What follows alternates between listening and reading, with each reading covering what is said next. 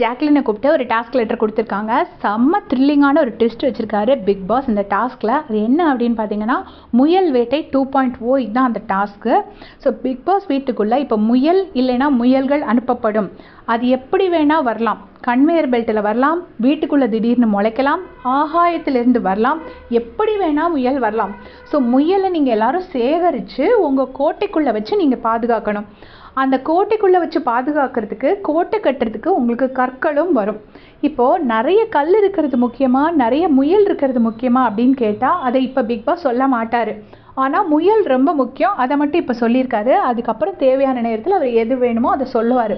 So அந்த முயலை நீங்கள் அடுத்தவங்க முயலையும் நீங்கள் எடுத்துக்கலாம், உங்கள் முயலையும் நீங்கள் பாதுகாக்கணும். கடைசியில் உங்ககிட்ட நிறைய முயல்கள் பாதுகாப்பாக இருக்கணும். அதுதான் இந்த டாஸ்க்கு. ஸோ இதுக்கு வந்துட்டு எப்படின்னா, நல்லா விளையாண்டு ஜெயிக்கிற டீமில் ஒருத்தருக்கு நாமினேஷன் ஃப்ரீ பாஸ் கிடைக்கும். ஸோ போட்டியோட இவ்வளோ முக்கியமான டைமில் நாமினேஷன் ஃப்ரீ பாஸ் கிடைக்குதுன்னா, எத்தனை டேஸ் வரைக்கும் நீங்கள் பிக் பாஸ் வீட்டுக்குள்ளே இருக்கலாங்கிறத மனசில் ஞாபகம் வச்சுக்கோங்க. அது அவ்வளோ முக்கியமான ஒரு டாஸ்க்கு, முக்கியமான நாமினேஷன் ஃப்ரீ பாஸு. சும்மா ஏனோ தானோன்னு ஒருத்தருக்கு போகக்கூடாது. உண்மையிலேயே செம்மையாக விளையாண்டு நல்ல கேம் ஆடுறவங்களுக்கு தான் கிடைக்கணும். ஸோ இப்போ முதல்ல ரொம்ப அலர்ட்டாக இருந்து முயல் எந்த பக்கம் இருந்து வருதுங்கிறத பார்க்கணும்.